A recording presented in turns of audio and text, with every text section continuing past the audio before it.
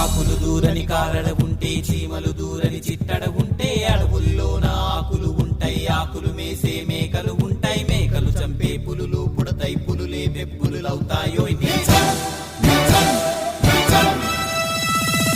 వచ్చే వెప్పులి తడేను ఆ గర్జన వినరోయ్ ఈ తాళ్ళకి వేటకి వస్తోందోయ్